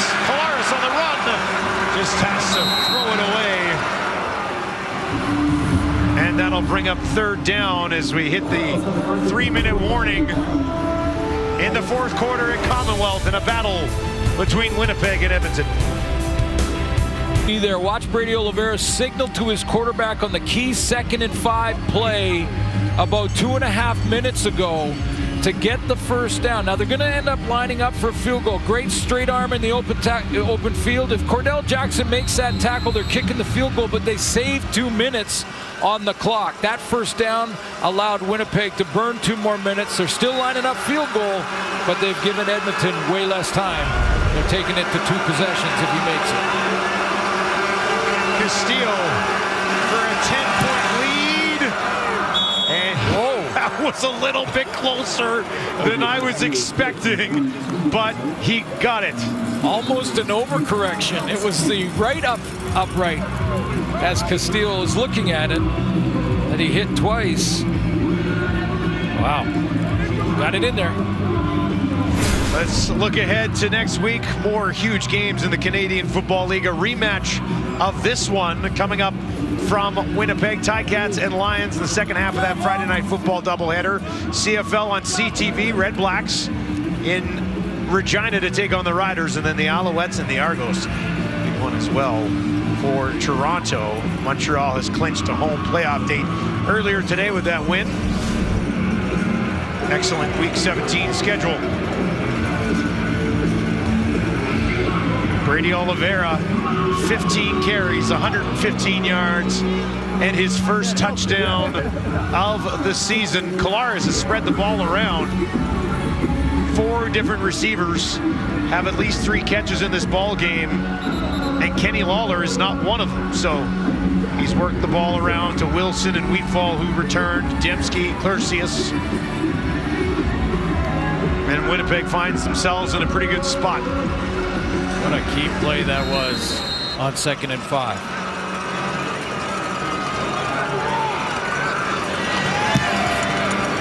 Castillo hangs this one up there. Dylan Mitchell will take it at the 21. Mitchell picks his way over to the sideline. And Edmonton will get the ball on their own 36. McLeod Bethel Thompson came into the game with about 9 minutes remaining. And it was a quick 2 and out. And then the drive that we talked about from Winnipeg, right? They get the ball back, chance to kind of seal it away. And here we are now, 6 minutes later. It's almost a done deal. Well, they need both, the field goal and the majors, so clock management, get a big chunk play here. Gonna have to move quick. MBT from the pocket, incomplete. In the direction of Gavin Cobb.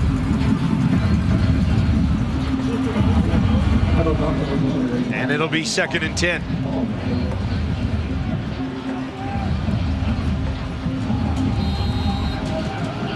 The most impactful part of the Edmonton offense tonight was their running back, Justin Rankin. 156 yards. Passing situations here with that time a problem. They'll try to run a draw, and that goes horribly wrong as Tony Jones is just right there to wrap him up. Tony Jones has had a night too. He's created some turnovers. He got to one. I mean, this is a guy that is in the game substituting in the middle of that defense for Adam Bighill, and that is a major void to fill. Big shoes to fill there. And he fights off a block and makes a nice tackle. He's got that interception off the tip early on. Big game in his first start in the middle. 3rd and 9. They'll get it away. Thrown short of the first down marker, and that'll be a turnover on downs. 2 fumbles, 2 turnovers on downs, and 2 interceptions for Edmonton for a total of 6 turnovers. They had only 17 all season coming into this game tonight. Well, Jarius Jackson said it at halftime to Ryan on the sideline. We keep doing that, we're not going to win this game. And he was right. An offense that had been lights out over this 5-1 stretch, averaging 35 points per game, gets completely shut down by the Winnipeg Blue Bombers defense. The best we've seen in the league so far this year, allowing just 21.1 points per game. Collaros gets it back again, gives it to Brady Oliveira, and Brady tracked down on the near sideline. So we talked about it before, the turn at the 3rd quarter break, that there are teams that know how to win, know how to finish strong in the 4th quarter, and there are teams that are learning how to do that as we get into this stretch, as we're in this stretch drive to the playoff run. Now that's a tight West Division, but a little bit of separation for the Bombers in that first place spot. Winnipeg will, of course, go home to face Edmonton again on Friday. Then they're in Hamilton, home against the Argos, and then wrap up the year on the road in Montreal. On the other side, Edmonton in Winnipeg on Friday. A huge game against Saskatchewan. Pretty much will have to have that one after the loss tonight here. Then they're down in Calgary, and then home against the Argos to wrap up the season. The clock did not run. It's supposed to be at 1:41, please. 1:41, and it will start on my whistle. So with the game well in hand, Coach O'Shea says, wait a minute, there's something wrong with the clock. Hey.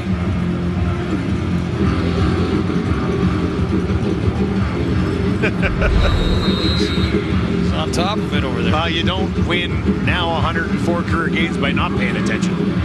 Attention to detail. I was hoping he'd go backwards hat guy tonight. But he did not. He talked to us about that. He said he got a lot of barbs about the old backwards hat at the Banjo Bowl. 2nd and 5. Oliveira broke a tackle. Won't pick up the first down. He stopped short. Pushing and shoving back by Kolaris. Officials will step in and separate them. Timeout, Edmonton. Timeout, Edmonton.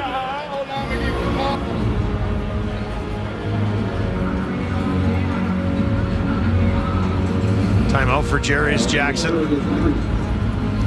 The Bombers will improve to 10-0 coming off of buys. Real good coaching staff that, you know, put together a game plan both offensively and defensively. Their defense created 4 turnovers in the first half, and then Buck Pierce made some adjustments in the second, and that adjustment wears number 20. It'll be 11 wins in a row for Winnipeg against Edmonton. Trey Ford goes 10 of 17, 131, a touchdown, 2 interceptions, a fumble, and ends the evening on the bench as MBT has come in and only thrown the ball 3 times for 8 yards. Yeah, it didn't look real good. Interesting to see what Jarius Jackson does going into next week in the rematch. Well, that'll be a conversation. Well, yeah, but I don't think it would change really when you consider that, yeah, it wasn't a great night for Trey Ford, but McLeod Bethel-Thompson had a couple series and Kolaris heaves one down the field. There's a flag for pass interference at the 5. It was 3rd down. They left him out there. Kai Gray working against pass Kenny Lawler. Edmonton number 5. Spotted the foul and automatic first down. See, the reason that Mike O'Shea was worried about the time and wanted to get that right is that these two teams only play each other twice. And even though you see the jersey grab there, that's the penalty. So points for and against in that series, even though they're at different ends of the West Division.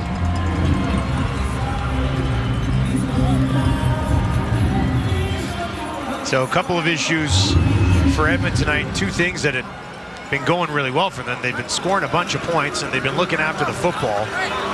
Tonight, the turnovers stop them from getting the points. Brady Oliveira looking to get to the end zone, and he's in. 2 touchdowns for Oliveira, and he's got that awkward dance going on again. Well, it's some sort of chicken box or something they've been talking about. I don't know. Maybe it's their, I don't know, they had a pre-game meal or something. I'm not sure what it is, but a couple of touchdowns for Oliveira, and points matter when you play a team twice in your same division. So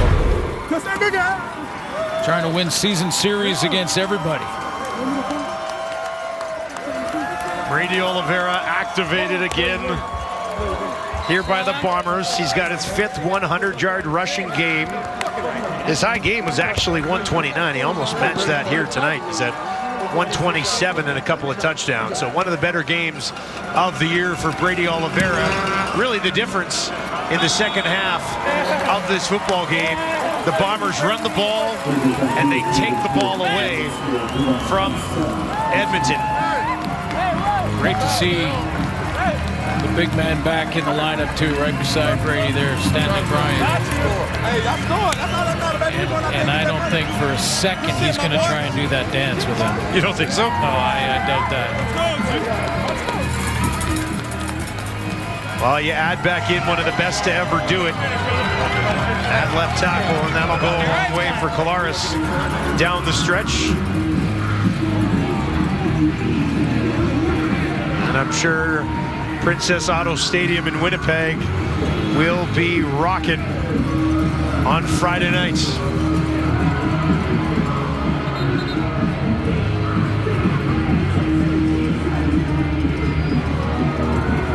Heading into the fourth quarter, this game was tied at 10. And as we started the fourth quarter, what did we say? A team that knows how to close these ones out versus a team that has not yet figured how to close these ones out.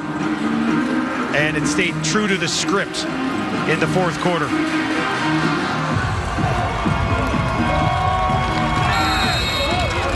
A great example of that was that 2nd and 5 with about 4.5 minutes to go. That was the play the Bombers had to have to seal the deal, and they made it happen. Dylan Mitchell on the return.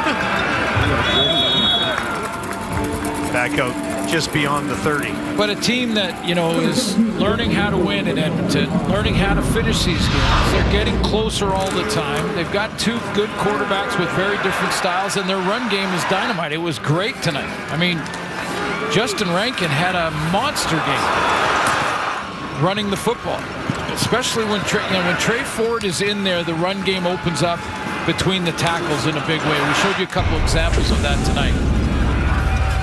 157 yards for him. And I also add that the 4 turnovers created by the Bomber defense in the first half, the Elks defense responded after those turnovers. They did very well. They didn't give up majors. It was 3-0 Winnipeg at halftime. So, you know, their defense is strengthening as the game or the season has gone on.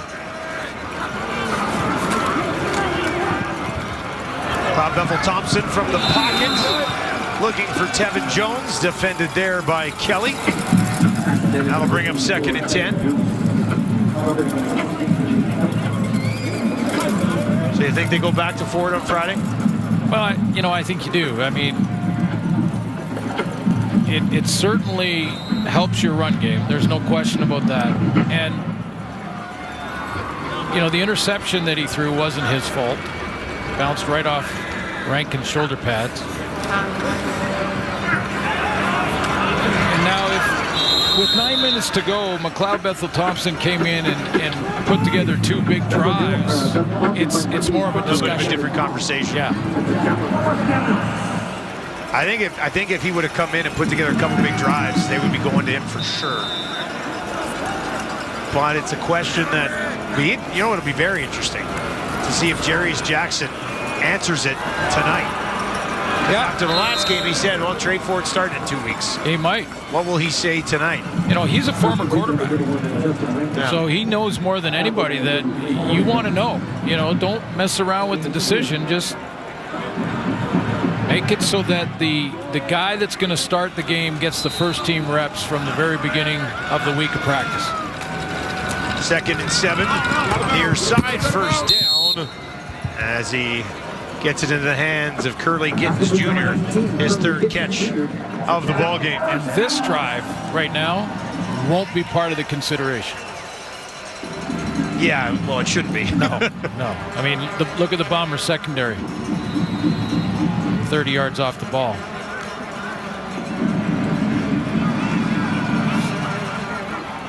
So bragging rights for Tyrell, even though he had a couple that brother Trey could say, well, what about our flea flicker play? They got him on that one. You got him on that one, but Tyrell will say, yeah, you can say whatever play you want. Just look at the scoreboard. Who got the W? That's all that matters. Take the win, and the best part is, this is why you got to love a home and home. You get to see him go at it again on Friday.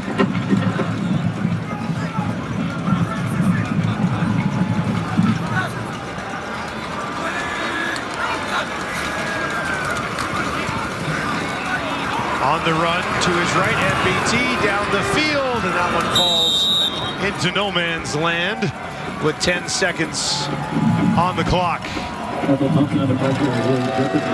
to roll out Boris Beatty for a late field goal attempt. Now you want that.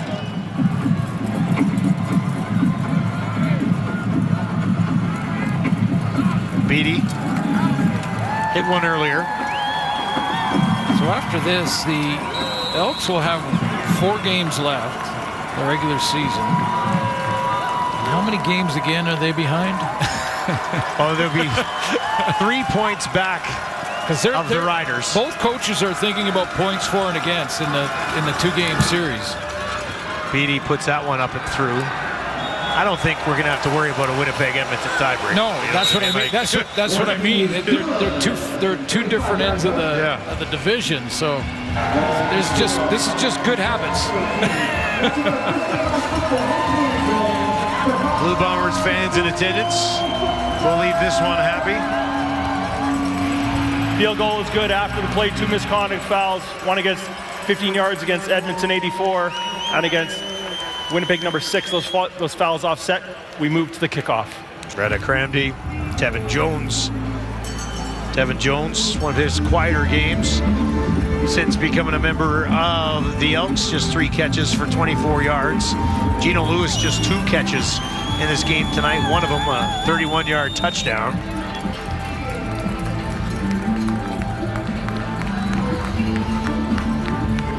O'Shea still looks a little hot there, doesn't he?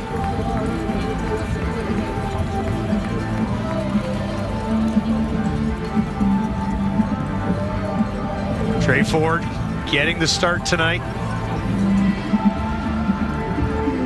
and unable to take advantage of it. Real good game plan defensively for the Bombers against Ford when they went with 3 down linemen. Kept them wide. Linebackers like adding in Michael Griffin, taking out sort of run-stopping linebackers and adding Michael Griffin to keep him all contained and don't let him escape. He only had really one major scramble that we... Well, I just don't think... I don't know why you don't run Trey Ford a little bit more. Yeah. Right? Like designed quarterback runs.